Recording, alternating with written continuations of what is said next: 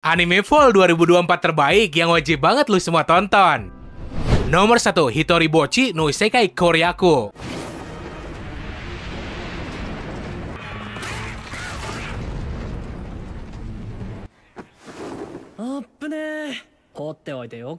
Bayangin ada satu kelas penuh sama anak-anak sekolahan, tiba-tiba diteleport ke dunia lain sama seorang dewa yang milih mereka buat jadi pahlawan. Nah, masing-masing murid dikasih kesempatan buat milih salah satu skill overpowered sesuai yang mereka pengen.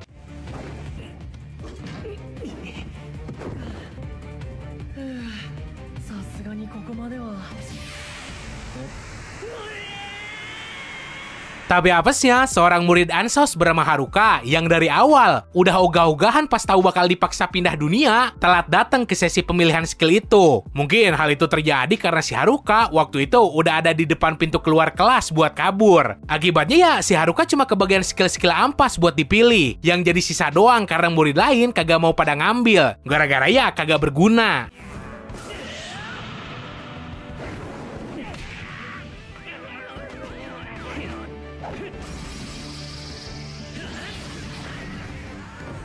Nah, di sini si Haruka ngemaki-maki dewa yang udah maksanya pindah ke dunia lain. Doi nganggap tuh aki-aki kagak becus banget jadi dewa. Ketrigger sama hal ini, si dewa malah ngasih hak istimewa ke si Haruka. Yaitu, tuh cowok boleh ngambil semua skill ampas yang tersisa buat dirinya sendiri. Cuma ya, namanya juga sisa. Skill-skill itu kagak ada yang overpowered. Lebih kayak kumpulan skill yang kemampuannya aja setengah-setengah.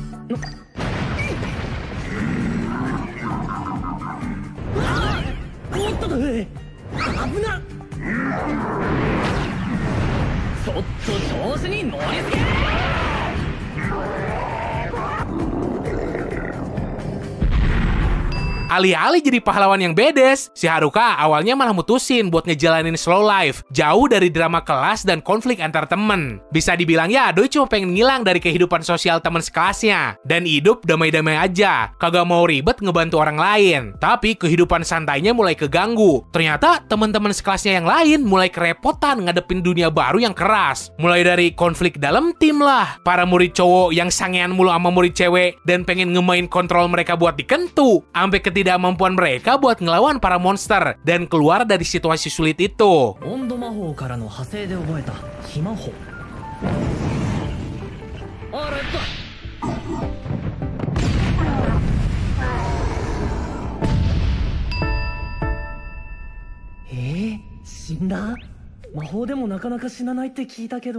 Dan dari sinilah si Haruka yang tadinya kagak mau ikut campur, mulai mikir ulang dan malah ngerasa iba sama mereka. Apalagi di antara circle itu ada Osana Najiminya, yang bisa dibilang jadi gebetannya sedari dulu. Jadi kalau semua temen-temennya kagak becus ngapa-ngapain, siapa yang bakal ngebantu mereka? Ya akhirnya si Haruka yang harus maju. Meskipun skillnya kagak ada yang spesial, dirinya mulai ngekombinasiin berbagai kemampuan yang doi punya. Untung si Haruka otaknya encer. Jadi yang awalnya skill-skill itu dirasa kagak berguna, ternyata malah bikin si Haruka jadi petarung terkuat di antara semua teman sekelasnya yang lain, yang padahal mereka tuh punya skill yang overpowered.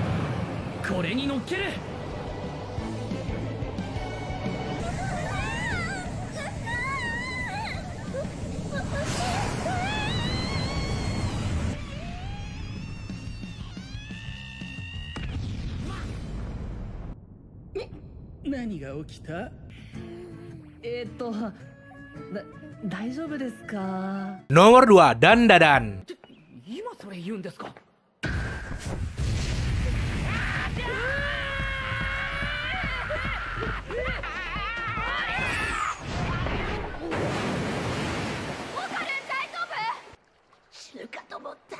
Dari episode pertama aja, heroin utama di ceritanya yang bernama Momo Ayase langsung jadi pusat perhatian. Gimana enggak, doi ngebuka adegan dengan tendangan roundhouse yang ditujuin buat pacar barunya yang brengsek. Gara-gara baru juga jadian, tuh cowok langsung ngemintain si Momo duit dan pengen buru-buru kentu. Tendangannya emang kagak langsung bikin tuh cowok kapok sih, tapi tetap aja satisfying banget buat dilihat. Animasinya tajam dan posenya juga langsung jadi ikonik.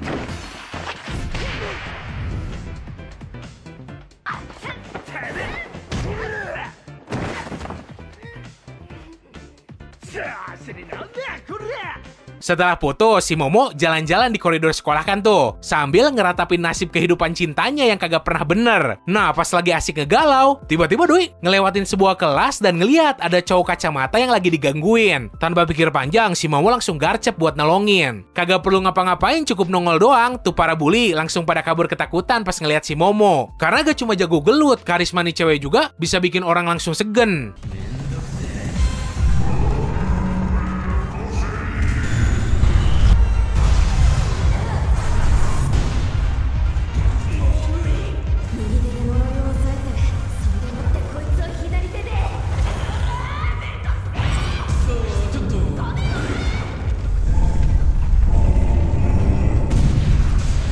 Pas lanjut jalan di koridor dengan gaya ngangkangnya, tiba-tiba si cowok kacamata tadi ngedatengin si Momo. Dan dengan santainya malah ngajak si Momo ngobrol soal UFO. Entah kenapa ya random banget topiknya. Baru juga ketemu. Ngerasa sebel, si Momo langsung ngebuang majalah yang tuh cowok kasih lihat. Meskipun ya dipungut lagi gara-gara si Momo ngerasa bersalah. Nah, pertemuan pertama mereka berdua ini, siapa sangka bakal ngebawa perubahan drastis di kehidupan mereka berdua. Dan ngejungkir balikin persepsi mereka tentang UFO dan yokai.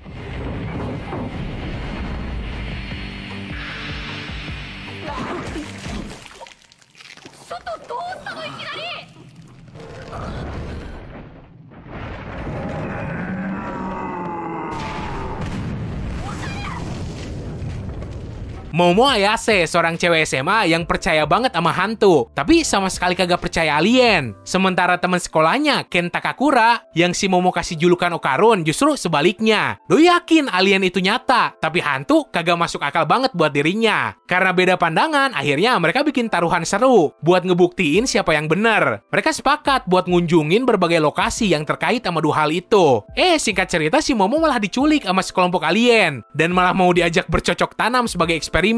Tapi tanpa sengaja mereka malah ngebuka cakranya si Momo. Hasilnya si Momo jadi punya kemampuan psikis yang selama ini terpendam. Sementara si Okarun yang nyari bukti soal hantu kagak kalah apes. Doi malah dirasukin roh gentayangan yang sukses ngerasukin dirinya, bernama Nenek Turbo atau Turbo Granny.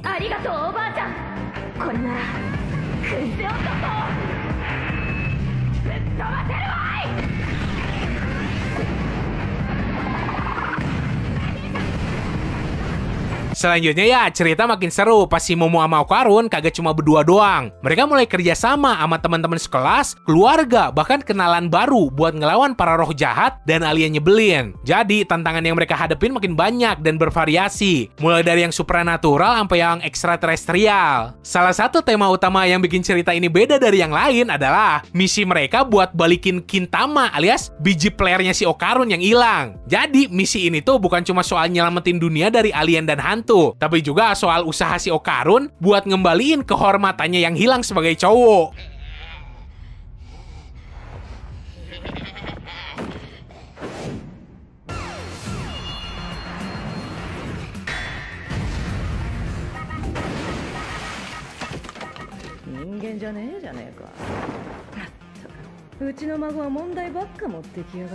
Nomor 3, Danmachi Season 5.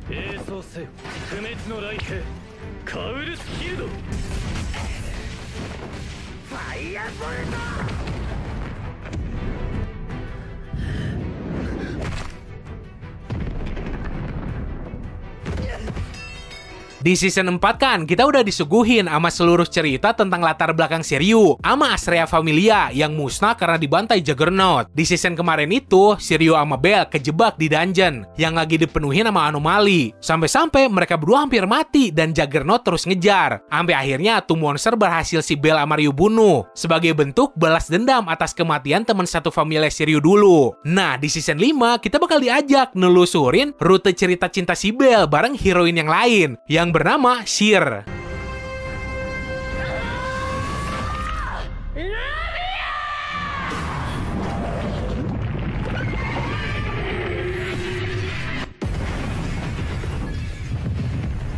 Buat yang lupa atau gak tahu, cewek bernama Sheer ini yang biasa jadi pelayan di bar tempat ngumpul para petualang dungeon. Nah, sebenarnya dari dulu si Sheer ini udah naksir berat sama si Bell. Apalagi Doi ngerasa tersaingi Shiryu setelah segala hal yang terjadi di dungeon dulu waktu Shiryu sama Bell kejebak di sana. Udah gitu mah, Sheer ngambil inisiatif duluan buat ngundang si Bell ngedate buat pergi ke festival Dewa Dewi.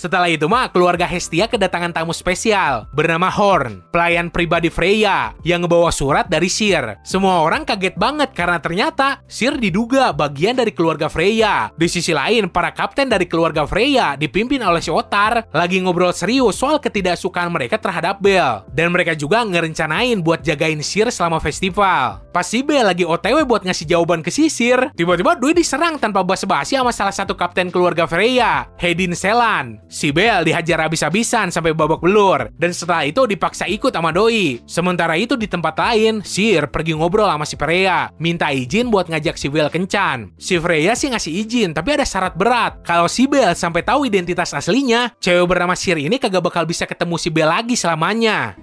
それで終わり。二度とあの子に会ってはならない。約束できる？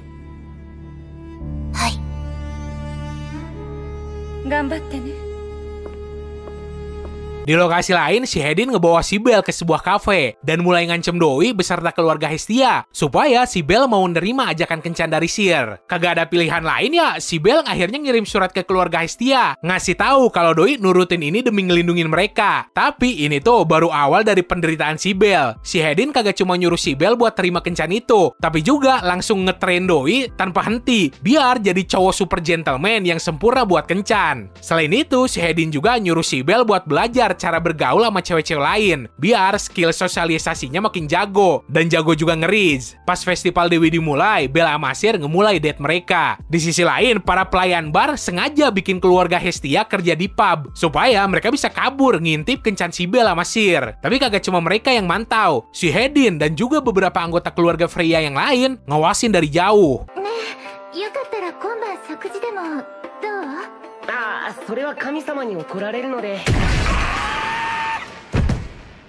女を幻滅させるな。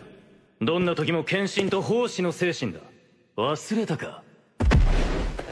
副将、あなたの笑顔が見たいんです。 Yang bikin lucu sih, si Syr mulai kesal karena si Belle berubah banget. Biasanya kan gampang banget bikin si Belle grogi. Tapi kali ini si Belle tampil santai dan tenang. Sampai tuh cewek kagak bisa ngeflaster Doi kayak biasanya. Si Belle akhirnya ngaku ke tuh cewek kalau si Hedin lah yang ngebantu Doi biar tampil lebih baik di kencan ini. Nah, abis kemudian tuh cewek nanya ke si Belle, apa si Belle bisa ngelanjut kencan dengan cara kabur dari mata-mata keluarga Freya yang terus ngawasin mereka selama ini, yang ternyata bikin tuh cewek risih. Jadi bukan kayaknya lagi kalau di season sekarang, lu bakal diajak nelusurin tentang latar belakang cewek bernama Syr ini dan apa hubungannya sama Freya Familia.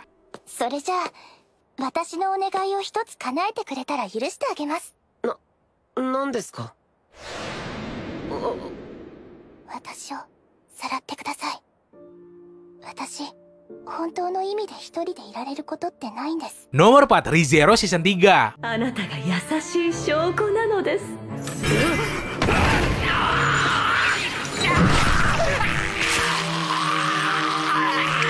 ありがとう、ごめんね。人は分かり合える。人は一つになれる。 1 tahun setelah peristiwa di Sanctuary, rombongan si Emilia kedatangan tamu spesial, Mimi sama Yoshua Euclius, yang datang atas suruhan si Anastasia. Si Yoshua bawa undangan dari majikannya supaya mereka ngunjungin kota Pristella yang terkenal dengan Watergate-nya. Yang lebih menarik lagi, ada info tentang batu sihir yang bisa ngebantu mereka ngebawa si Puck balik. Akhirnya si Subaru, Emilia, Beatrice, Otto sama si Garfield berangkat ke kota megah itu.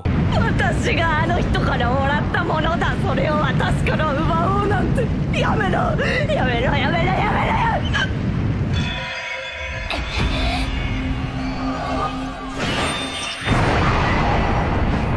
Sesampainya di sana, mereka ketemu si Anastasia sama Julius yang langsung ngasih tahu tentang Kiritaka Muse yang ngelola Muse Company. Di tempat itu ada batu sihir yang selama ini mereka cari. Selama perjalanan naik perahu, si Subaru malah ngalamin mabuk laut dan terpaksa turun bareng si Beatrice. Disinilah mereka berdua secara kagak sengaja ketemu seorang penyanyi muda bernama Liliana Masquerade.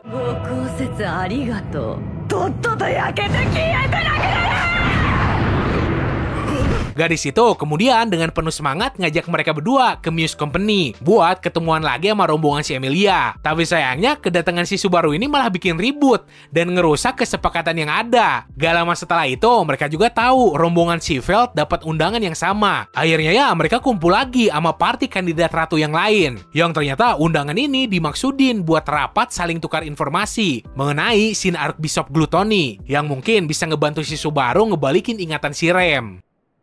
Luna.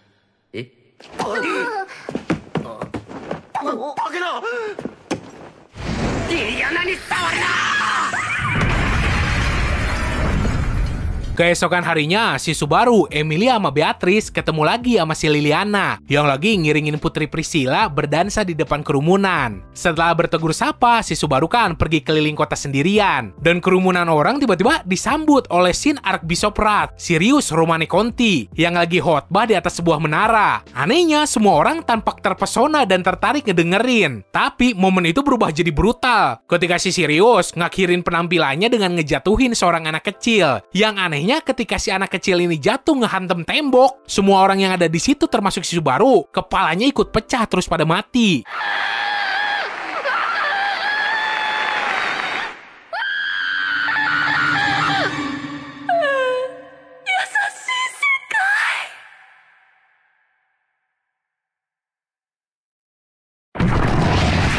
Di tengah kebingungannya, si Subaru hidup lagi lewat otoritas Return by Death-nya dan kembali ke beberapa menit sebelum kejadian mengerikan itu, tepatnya saat pertemuan dirinya dengan si Liliana sama Priscilla. Dari sini, setelah selama setahun kagak menderita, akhirnya si Subaru balik lagi ke loop waktu mengerikan di mana doi kudu mati berkali-kali demi nyelamatin dunia. Gilanya gak cuma Archbishop Rat, ternyata Greed, Lust sama Gluttony juga ada di situ.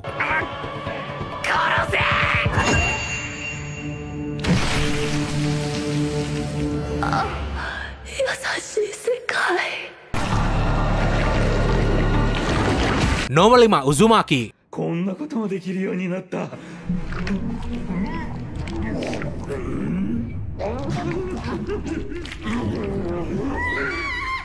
Anime yang episode pertamanya bagus dan serem banget.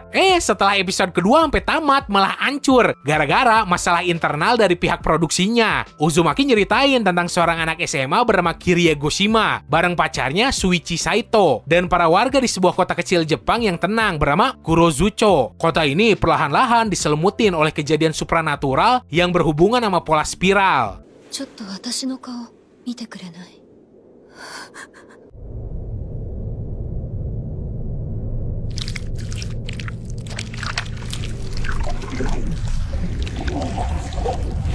Seiring berjalannya cerita, si Kirie sama Shuichi nyaksiin gimana kutukan spiral mulai mengaruhin orang-orang di sekitarnya. Warga kota tersebut mulai terobsesi atau parnoan dengan segala hal yang berbentuk spiral. Shuichi yang ngalamin trauma berat setelah kedua orang tuanya tewas akibat kekuatan supranatural dari spiral, perlahan-lahan narik dirinya dari kehidupan bermasyarakat. Tapi anehnya, doi juga jadi dapat kemampuan ngedeteksi kapan kutukan spiral itu bakal terjadi lagi. Kutukan spiral ini kagak cuma nyeremin secara fisik, tapi juga nimbulin kekacauan mental yang bikin banyak orang di Kurozucho makin terpuruk dalam kegilaan. まだ逃げるのか。おとなしくカタツムリを渡せ。今度も生で食うか。当たり前だ。呪われてる。一旦街へ戻りましょう。 Nomor 6, Blue Lock Season 2. パスの出しどころを探してる。取れる。体とボールが離れすぎ。誘いやがったのかこいつ。 Dari segi cerita, Blue Lock tuh emang menarik banget, beda sama kebanyakan anime sport lain. Cuma season keduanya ini bikin banyak orang kecewa gara-gara kualitas animasinya nurun banget dan kayak presentasi PowerPoint. Saga, 2人で挟めば取れ。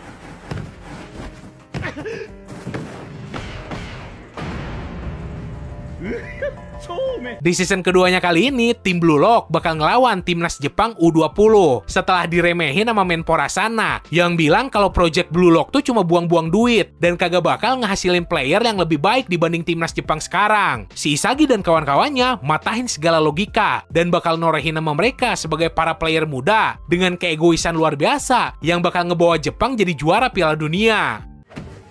遅えよ。出せなんだな。引っ込んでろ触覚。お前は俺が止める。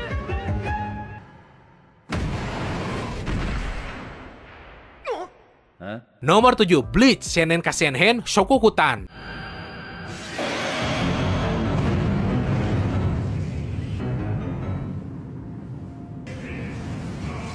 Part ketiga dari arc Thousand Year Blood War. Episode pertama dimulai ketika Shiubaha berhasil ngedapetin lagi kekuatan Shrift-nya di Almighty, yang ngasih dirinya kemampuan buat nahan kekuatan si Ichibei. Dan Almighty juga bikin Shiubaha bisa nerawang segala hal. Meski si Ichibei sempet nyoba ngejebaknya, tapi Shiubaha tetap berhasil matahin jebakan itu dengan kekuatannya dan ngebunuh si Ichibei. Sementara itu si Ishida yang masih hidup juga mampu mantulin efek Bankai Senjumaru ke dirinya sendiri pakai Shrift miliknya. Setelah pertarungan singkat itu, si Ishida berhasil nusuk jantungnya.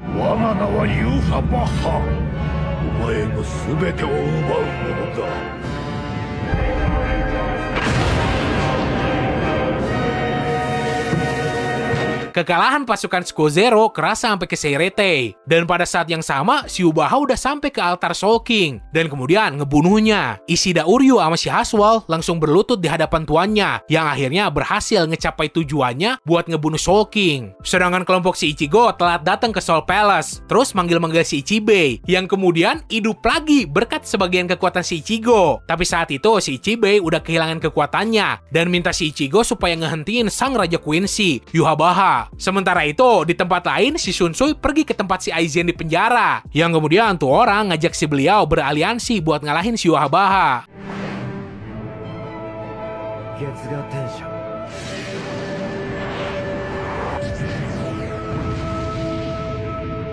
Nomor 8, Aono Hako.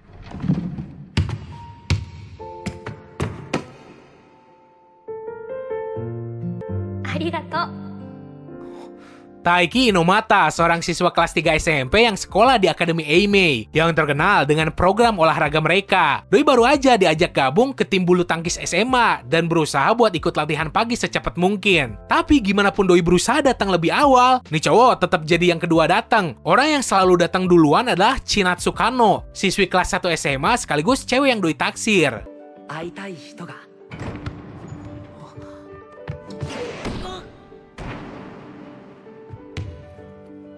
Si Chinatsu ini bintang yang lagi naik daun di tim basket. Dan perbedaan mereka berdua bener-bener kayak bumi dan langit. Meskipun si Taiki lumayan jago main bulu tangkis, popularitasnya gak ada apa-apanya dibanding si Chinatsu. Bikin Doi makin minder dan pesimis kalau perasaannya bakal dibalas. Tapi takdir kayak bercanda, si Chinatsu malah jadi tinggal serumah bareng si Taiki. Kagak mau nyerah gitu aja, si Taiki akhirnya punya tekad baru. Doi pengen jadi cowok yang pantas buat si Chinatsu. Caranya dengan ikut kompetisi nasional sama kayak impian si Chinatsu. Doi pun mulai latihan abis-abisan, bukan cuma buat bulu tangkis, tapi juga buat jadi orang yang layak buat si Chinatsu.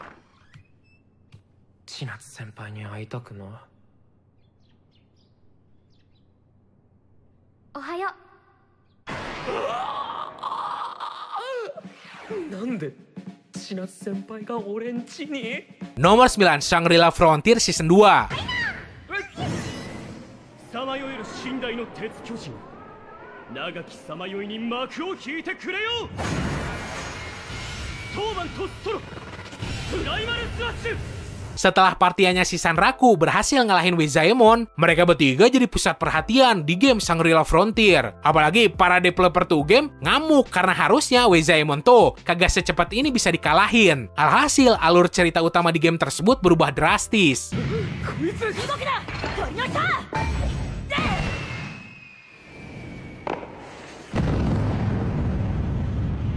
Nah, kali ini ketika berusaha nyari cara buat nyembuhin kutukannya, si Sanraku malah ketemu lagi sama Likagon. Doi yang ngebentuk party bareng si Rei ngelawan serigala hitam itu sampai akhirnya menang. Sampai kemudian terungkap kalau itu tuh cuma klon dari Likagon yang asli.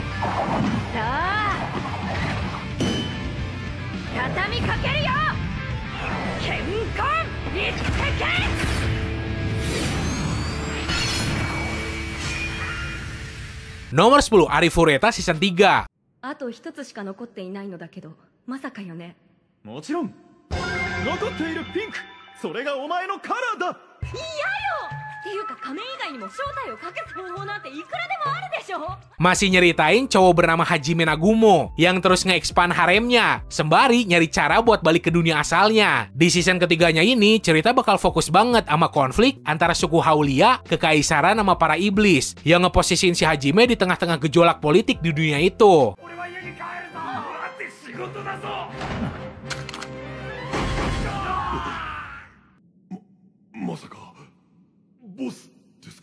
Nomor 11, Ranma Half.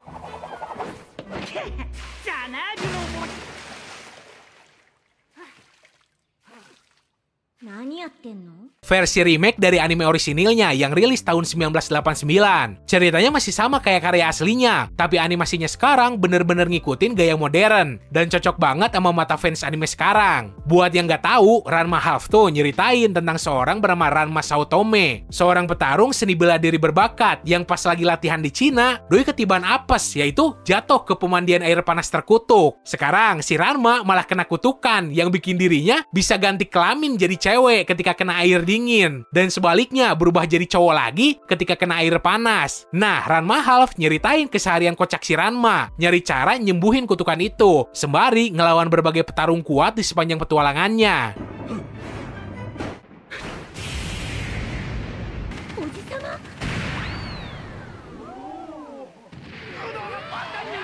Nomor 12, Dragon Ball Daima.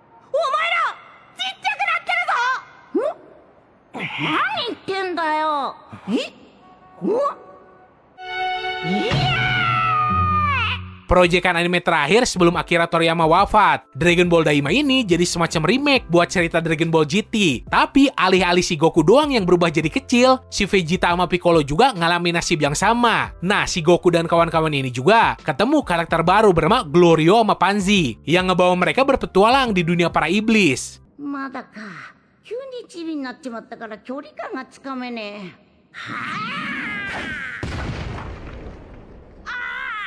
Nomor 13, Kimi no To Season 2 Part 2.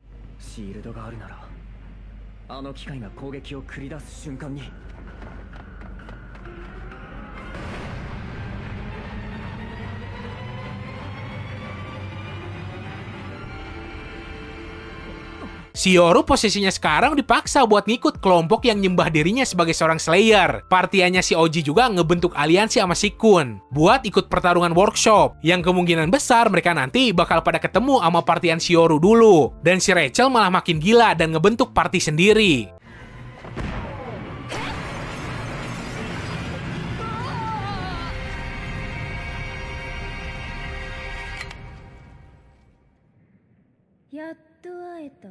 Nomor 14, Tensei Kizoku Kante Skill de Nariagaru Second Season.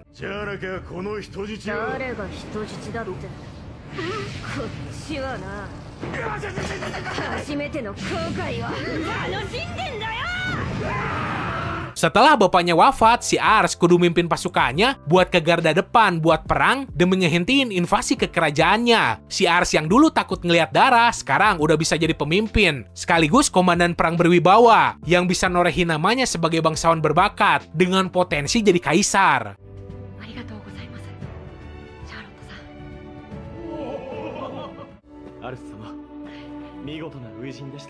Nomor 15, Nageki no Bore wa Intai Shitai.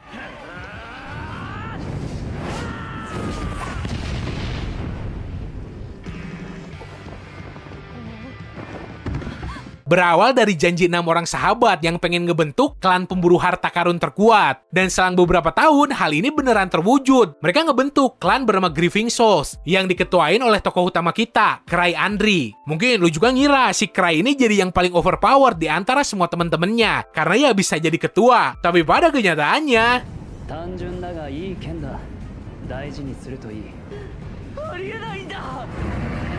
Yap, si Cry ini jadi anggota terlemah dari semua teman-temannya yang lain, yang jadi terkuat di job mereka masing-masing. Entah kenapa, semua orang yang ada di sekitar si Cry itu nganggep kalau dirinya ini kuat banget, dan gak pernah kalah sekalipun selama karirnya ngejelajah dungeon, sampai jadi hunter level 8. Karena pressure dari lingkungannya ini, si Cry pengen banget pensiun jadi hunter, tapi kelima sahabatnya yang lain kagak pernah ngebolehin si Cry keluar party. Makanya keseharian Do itu menderita banget, karena kudu nyembunyiin kenyataan sebenarnya kalau Do itu lemah.